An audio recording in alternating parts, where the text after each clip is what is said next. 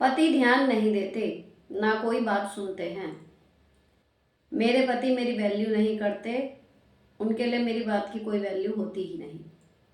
मेरे पति मुझे बिल्कुल भी सपोर्ट नहीं करते, उल्टा मेरे लिए प्रॉब्लम्स क्रिएट करते हैं।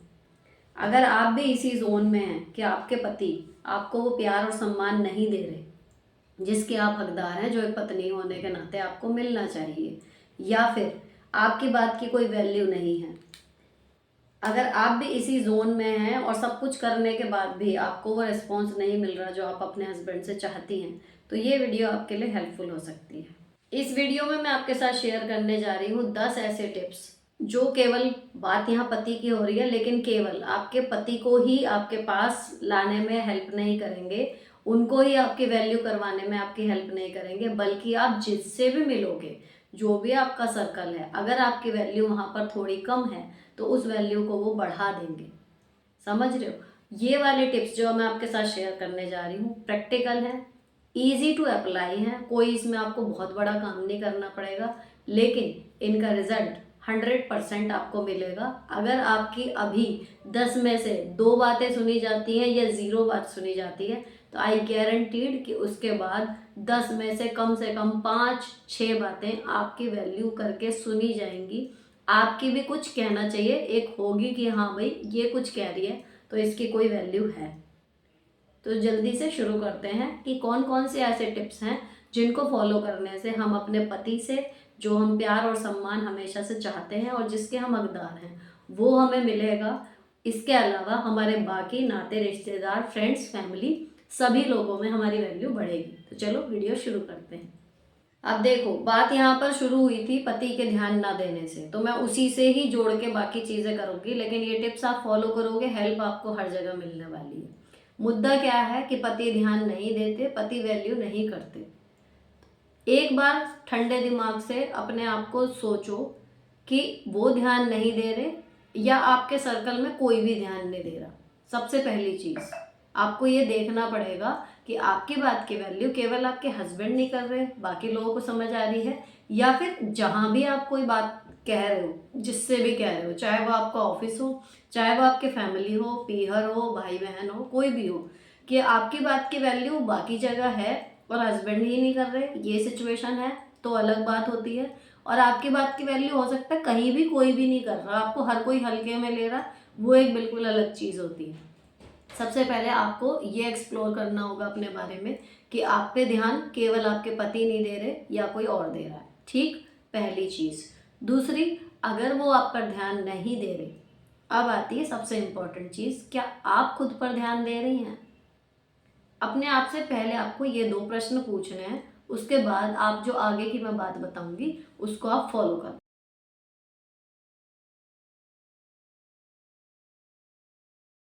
अब जो मैंने आपसे 2 बातें पूछी, आई थिंक कि आपने उस पर विचार कर लिया होगा। नहीं किया, वीडियो को पॉज करो, विचार करो कि आप पर आपके पति ही ध्यान नहीं दे रहे या कोई भी ध्यान नहीं दे रहा। आप शुरू करते हैं टिप्स। सबसे पहला, आपका अपीयरेंस। ये हर जगह की बात कर रही हूँ, इसलिए मैं शुरुआत अपीयरेंस से कर रही हूँ, लेकिन फैमिली मैटर्स में या जब आपकी बात की वैल्यू की बात होती है तब अपीयरेंस लगभग 0 रोल प्ले करता है। उस टाइम आपकी इंटेलिजेंस क्या है, आपका नेचर क्या है, वो मैटर करता है। लेकिन शुरू करते हैं अपीयरेंस से, क्योंकि जो मैंने बात कही कि पति से शुरू हुई है, तो पति की जब हम बात कर रहे हैं उनके प्यार और ध्यान को लेने की अपने ऊपर, तो मैन विल बी मैन। एक आदमी है, उसको अपने लाइफ पार्टनर में जो सबसे पहली क्वालिटी चाहिए होती है, भले वो कुछ भी कहे, एक औरत को भी मुझे लगता है चाहिए होती है, लेकिन आदमियों के लिए ये बात ज़्यादा लागू होती है। उनको जो सबसे पहली क्वालिटी अपने पार्टनर में चाहिए होती है वो होती है सुंदरता। अब आप जैसे हो, अब आप अपने आप को बदल नहीं सकते, लेकिन आप अपने आप को ग्रूम कर सकते हो, है ना? अब उसमें आपको क्या क्या करना है? सबसे पहले आपके बाल।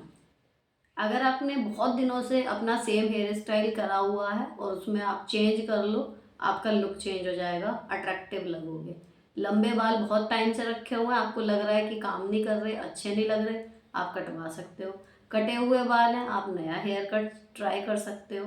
अगर आपके बाल डैमेज हैं, आप उनका अच्छा हेयर केयर करके कुछ ट्रीटमेंट वगैरह लेके आप वो काम करके मतलब कुल मिला के बाल जो है वो आपके लुक्स को बिल्कुल बदल देते हैं। ठीक, अगर आप स्किन केयर नहीं करते हो अभी तक, आपकी स्किन अगर अच्छी नहीं है, हेल्दी नहीं है, आप उस पर काम करो। DIY पैक्स लगाओ, नाइट स्किन केयर करो, अच्छी क्वालिटी की क्रीम अगर आप खरीद सकते हो खरीद लो, नहीं कर सकते, किचन में इतनी चीज़ें हैं, उन्हें देखो, आलस मत करो। क्योंकि स्किन केयर केवल पैसे से होती है इस बात में कोई दम नहीं है, स्किन का भी और बालों का भी, सारी चीज़ों का जुगाड़ आपकी रसोई में होता है। अगर आप बिल्कुल भी बजट उसमें रखना चाह रहे हो कि पैसे नहीं है कि अपना ध्यान कैसे रखें, तो ये रीज़न बिल्कुल वैलिड नहीं होता। क्योंकि आप बिना पैसे खर्च करे भी थोड़ा सा अगर आप एफर्ट डालो तो किचन की चीज़ों से ही अपना स्किन का और बालों का काफ़ी हद तक ख्याल रख सकते हो। लेकिन ये दो चीज़ें आपको अच्छा दिखने में हेल्प करती हैं। तीसरी चीज़ है आपके नेल्स, ट्रिम करके रखिए, नेल पेंट लगाइए मत लगाइए, क्लीन रखिए, उन्हें सुंदर रखिए। चौथी चीज़ आपके कपड़े, बहुत दिनों से अगर आप एक ही टाइप के कपड़े पहनते आ रहे हो, आप कुछ नया ड्रेसिंग स्टाइल सेलेक्ट कर सकते हो। उन्हें दिखाने से पहले, कहीं बाहर जाने से पहले शीशे में खुद खड़े होके एक बार तरीके से देख लो कि वो आपके बॉडी साइज़ के और बॉडी शेप के अकॉर्डिंग आप अच्छे लग रहे हो ना पहले से।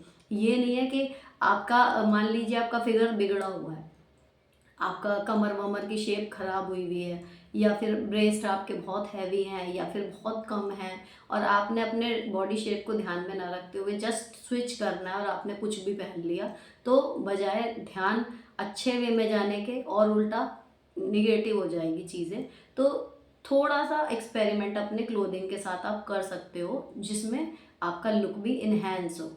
हर मामले में आप ये देखोगे कि इन्हेंस हो।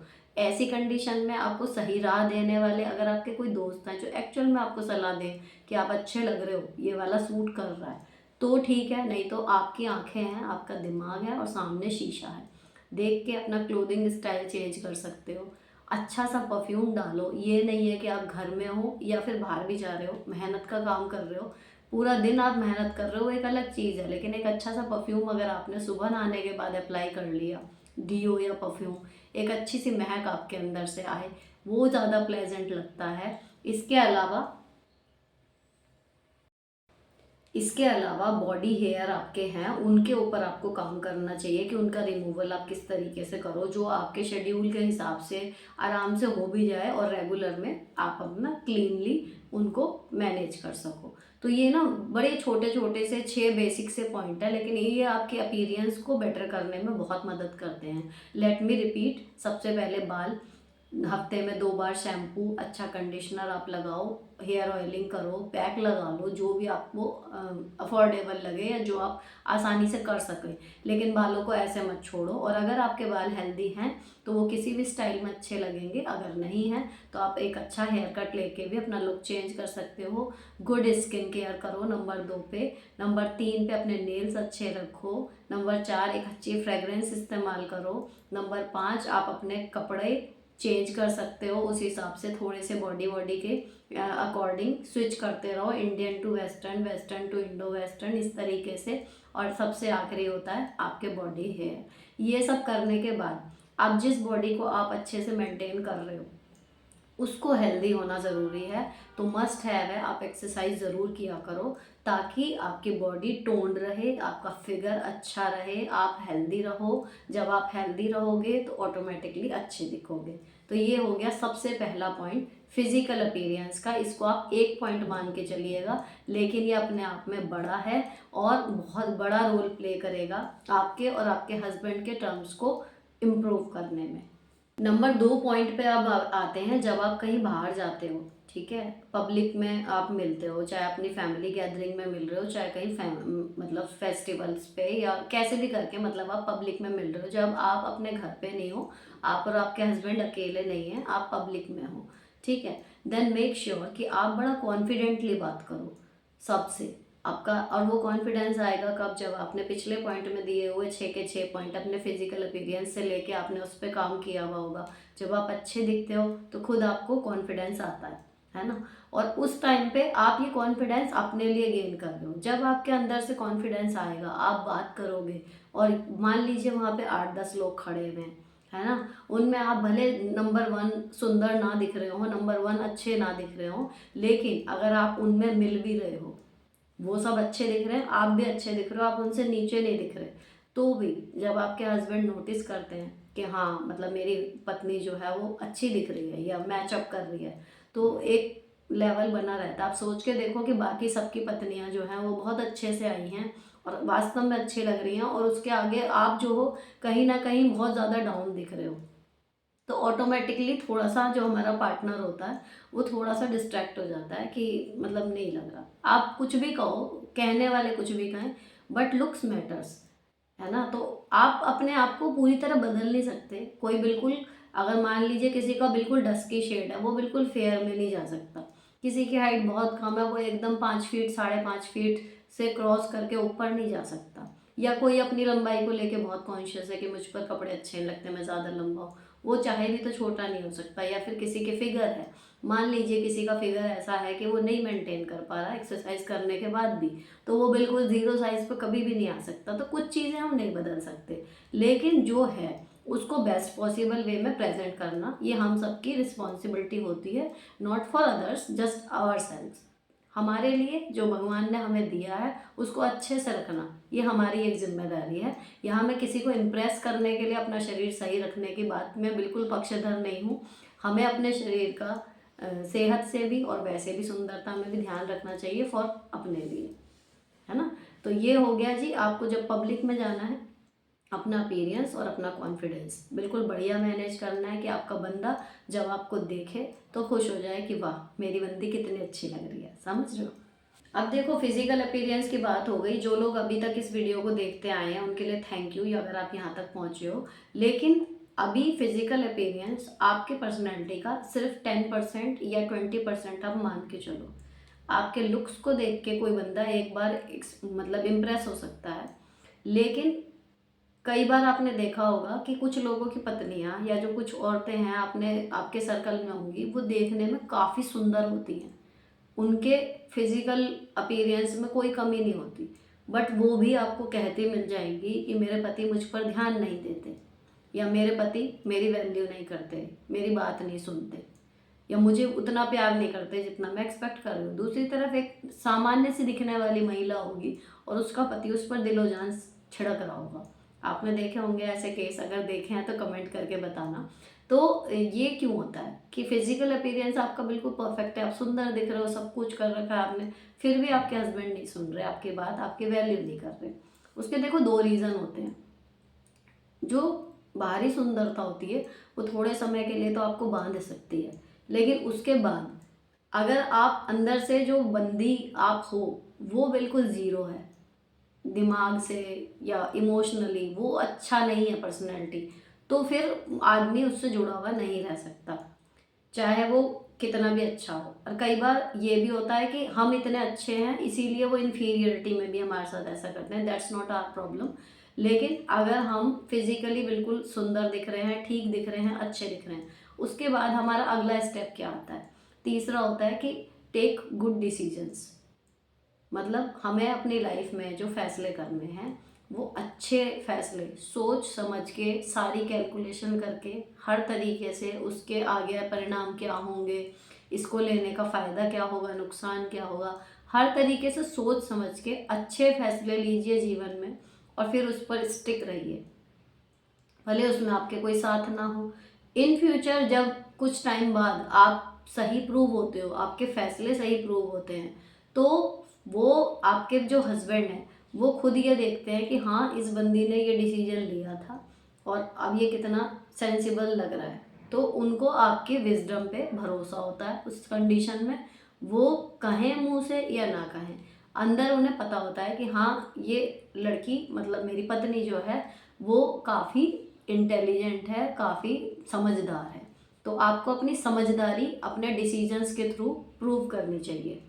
अब अगला पॉइंट आता है, देखो, B emotionally clear and strong.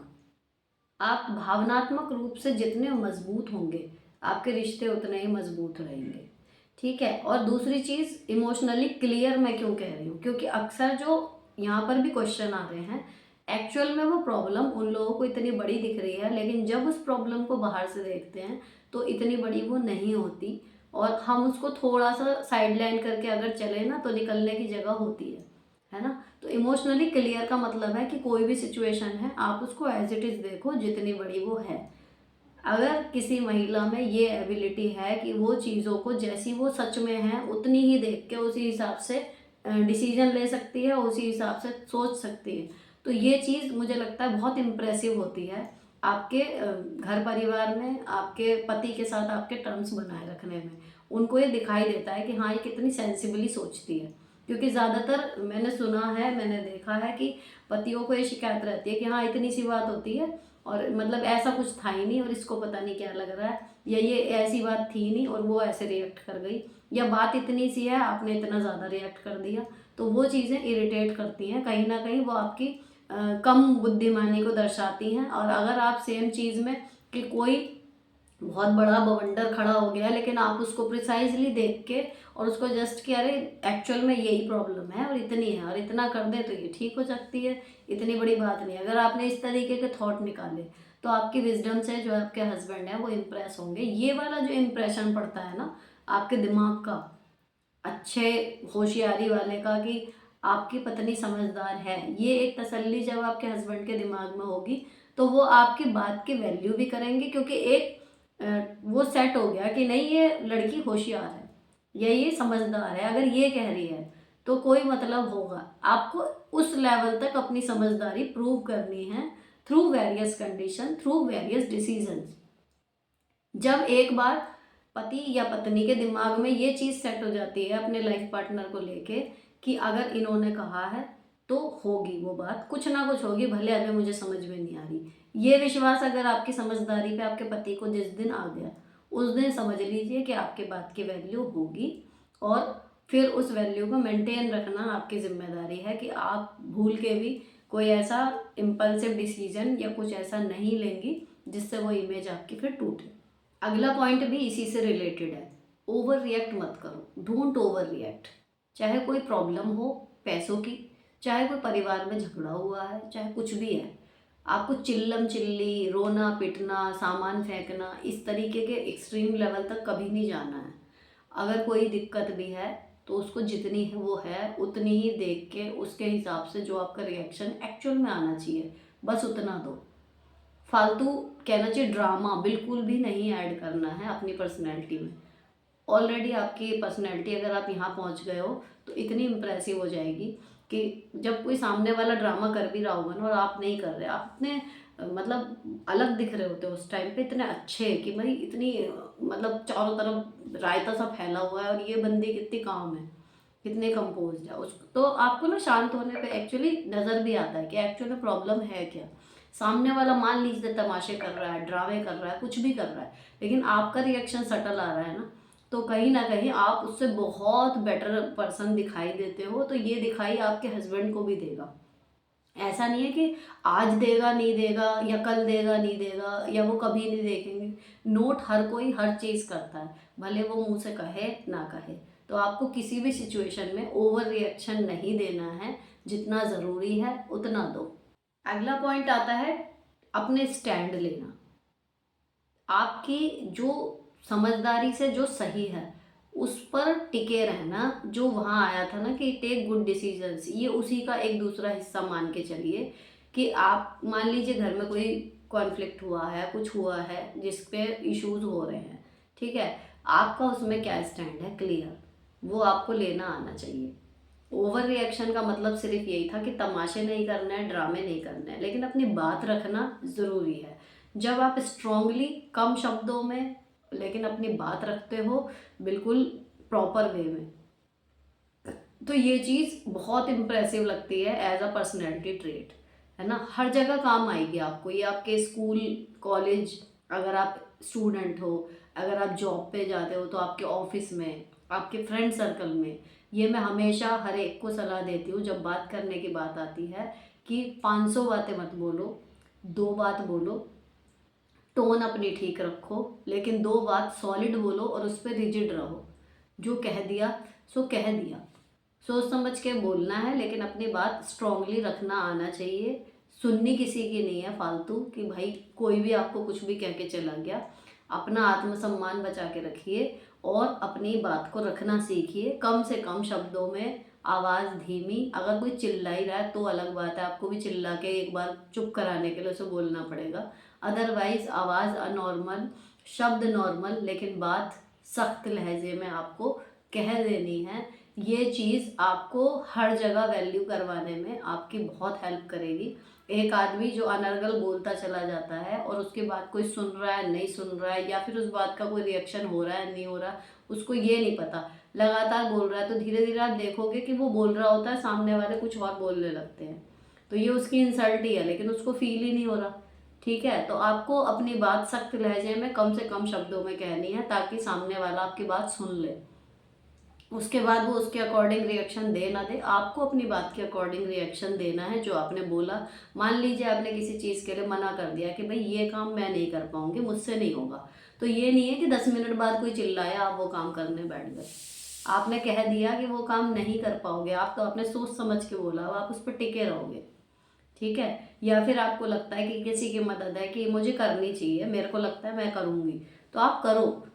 तो कहने की मतलब वजनी बात रखो, अपनी अपने स्टैंड लो। ये चीज़ बहुत इम्प्रेसिव लगती है एक पर्सनैलिटी में, आपकी बात की अगर कोई वैल्यू आप खुद नहीं कर रहे कि आपने अभी कहा भी आप पलट गए, तो सामने वाला तो ऑटोमेटिकली नहीं करेगा। तो अगर आपको अपनी बात की वैल्यू करानी है तो आपको खुद पहले अपनी बात की वैल्यू करनी होगी। अपनी बात रखो, अपनी सही बात पर अड़े रहो, उसको जितना हो सके पूरा करो जो आपने बोला है।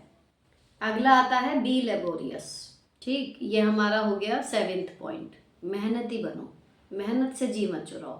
कितना भी कोई कह ले, मुंह से कुछ भी बोलता रहे, लेकिन अगर वो काम एक्चुअल में कर नहीं रहा, अपनी जिम्मेदारियां नहीं निभा रहा, उस बंदे की कभी कहीं कोई इज्जत नहीं होती, चाहे वो पति हो या वो पत्नी हो। सबसे पहले हमें इज्जत और सम्मान पाने के लिए जो काम करना होता है वो होता है कि अपनी जिम्मेदारियां अच्छे से निभाना। तो आपको आपकी जो जिम्मेदारियां हैं उनको बेहतरीन तरीके से अंजाम देना है। ये बिल्कुल लंबा रास्ता है, मुश्किल है सबसे ज़्यादा, लेकिन ये एक शॉर्ट तरीका होता है। पर फिर भी मैं इसलिए इसको 7th नंबर पे आपसे बात कर रही हूँ, क्योंकि बहुत सारी महिलाएं ऐसी हैं जो सारी जिम्मेदारियां निभाती हैं, पूरे घर की सेवा करती हैं, अपने पति की सेवा करती हैं, और फिर भी उनको नौकरानी जैसा समझा जाता है, उनको कोई सम्मान नहीं मिलता।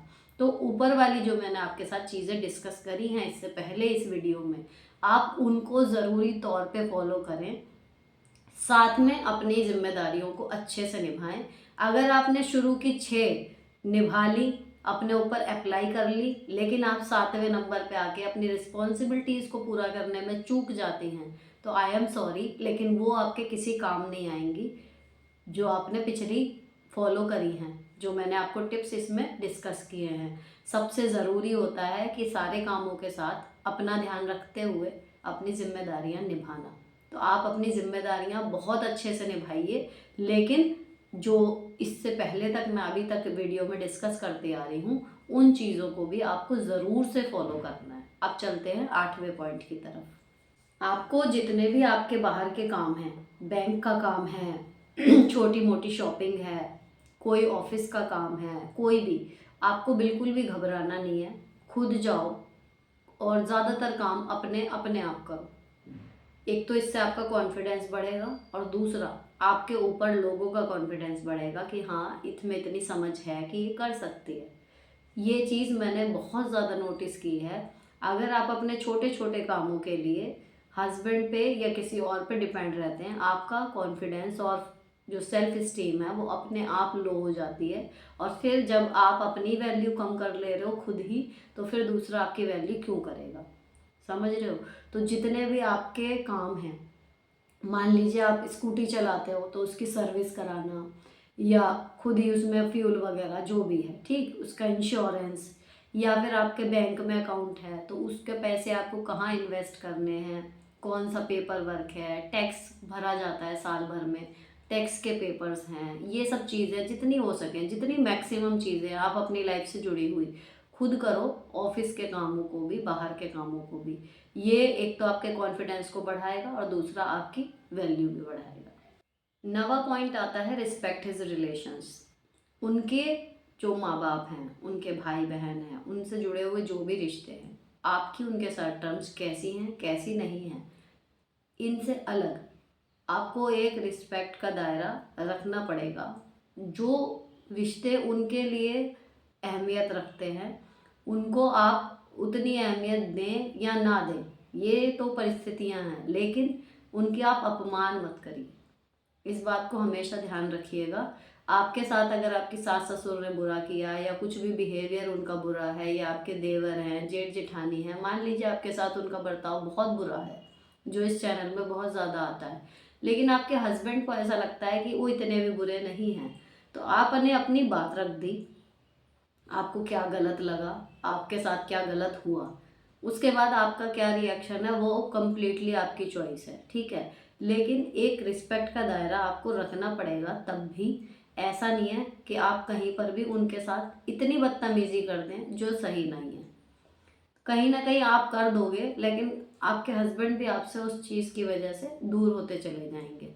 दूसरी तरफ अगर वो, जब एक कंडीशन आप वो एज्यूम करो कि उनके जो रिश्ते हैं उन्होंने आपके साथ बिहेवियर अच्छा नहीं किया, लेकिन आपने उस चीज़ को एक बार डिनाई करके कि मेरे साथ ये ठीक नहीं हुआ या ये मैं नहीं लूँगी या जो कुछ भी है, वो होने के बाद भी आपने एक मेंटेन किया हुआ है, तो ये है कि उनको थोड़े टाइम के बाद धीरे धीरे समझ में आता है कि भाई ओवर रिएक्शन तो वो भी नहीं दे रही, ये गलत हुआ तो इसलिए इसने ऐसा कर दिया, अदरवाइज देखो वैसे कोई प्रॉब्लम नहीं है ना। लेकिन अगर आपने उसी चीज़ में उनके साथ तू तड़ाक या बहुत गंदी तरीके से इतना कुछ कर दिया, जिसे कहते हैं रिश्तों में गंद मचना, वो सब कुछ हो गया, तो मे भी आपके हस्बैंड उसके बाद साथ रह भी लें या आपको छोड़ दें या आपसे अलग रह के वहीं चले जाएं, वो स्थिति ज़्यादा ख़राब सी हो जाती है।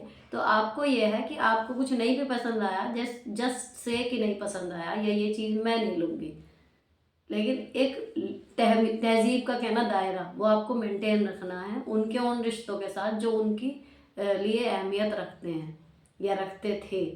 तो भी, और ये तो हर एक के साथ है, अगर कहीं पर भी हमारे किसी के साथ टर्म्स खराब भी हो जाते हैं तो एक लेवल ऑफ कहना चाहिए तमीज़ का हमें रखना पड़ेगा। तो वो कहीं ना कहीं ऐसा नहीं है कि हम डर रहे हैं या फिर मतलब हम उनकी रिस्पेक्ट कर रहे हैं, एक्चुअली हम अपनी रिस्पेक्ट कर रहे हैं, क्योंकि एक गिरने का भी एक स्तर होता है ना, आप कहाँ तक गिरोगे, तो जो जितना नीचे गिर सकता है वो एक्चुअली वो दिखा रहा होता है कि वो कितना नीचे तक जा सकता है।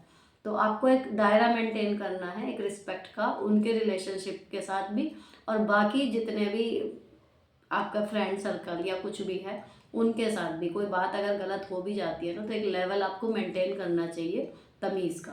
तो ये है जी नवा पॉइंट। और अब 10वां पॉइंट देखो, last but not the least.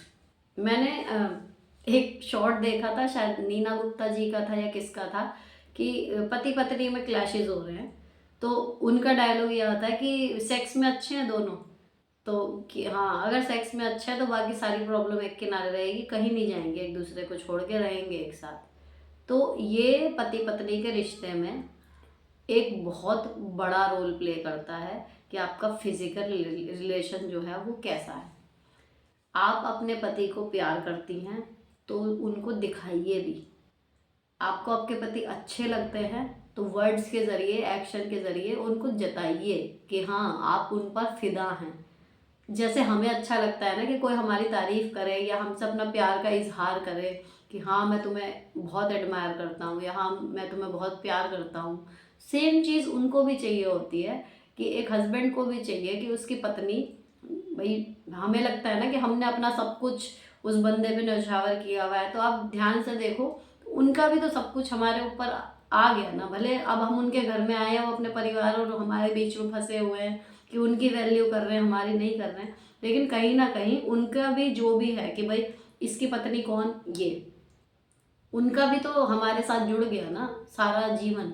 तो अगर हम भी उनकी थोड़ी सी तारीफ, थोड़ी क्यों, अगर वो बहुत अच्छे लगते हैं तो बहुत तारीफ कीजिए, या फिर नहीं भी बहुत अच्छे लगते, उनमें कुछ तो अच्छा होगा। अपनी शादी के शुरुआती टाइम को भी आप याद कर सकते हो जब आपने शादी उनसे की थी। ऐसा नहीं है कि कोई बंदा ऊपर से नीचे तक कमियों का ही पुतला हो, उसमें कोई अच्छी बात ही ना हो।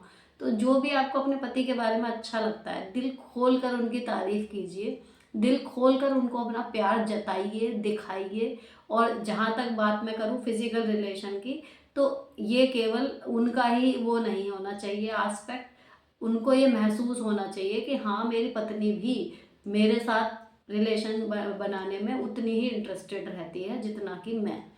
अगर आपकी ये चीज़ स्ट्रांग है ना, तो मैं सच में वो नीना गुप्ता जी वाला जो मैंने डिस्कस किया ना, वो सच में ये है कि अगर आपकी ये चीज़ स्ट्रांग है, आपका जो रिलेशन फिजिकली बहुत बढ़िया है ना, तो मेंटली और फाइनेंशियली आपका जो थोड़ी बहुत ग्लिचेस होती भी हैं वो आप ख़त्म कर लोगे। लेकिन कहीं ना कहीं आप बाकी चीज़ें सुधारने में लगे हुए हो और आपका फिजिकल रिलेशन अपने बंदे के साथ ठीक नहीं है ना, फ्रीक्वेंसी कम है, या फिर जब आप साथ होते हो तो उतना एंजॉय नहीं कर रहे, या फिर आप साथ हो लेकिन मतलब एक वो है कि पहले जो शादी के शुरुआती सालों में एक एक्साइटमेंट होती थी वो चीज़ आपके कहीं ख़त्म हो गई है, तो ऑटोमेटिकली बाकी चीज़ें धूमिल सी होनी शुरू हो जाती हैं।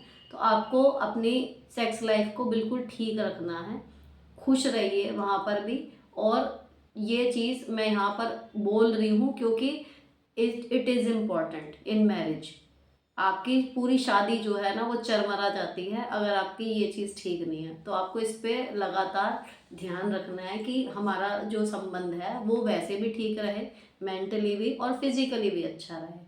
तो आप अपनी पर्सनैलिटी में इनमें से कुछ चीज़ें ऑलरेडी आप में होंगी, आई एम श्योर, और कुछ चीज़ें ऐसे अगर आपको लग रही है कि जो इस वीडियो को देखने के बाद आपको उन पर काम करने की ज़रूरत है तो प्लीज़ कीजिए। और उसके बाद आपको 100% पति से भी और बाकी लोगों से भी वो प्यार, वो सम्मान, वो वैल्यू मिलेगी जिसकी आप हकदार हैं।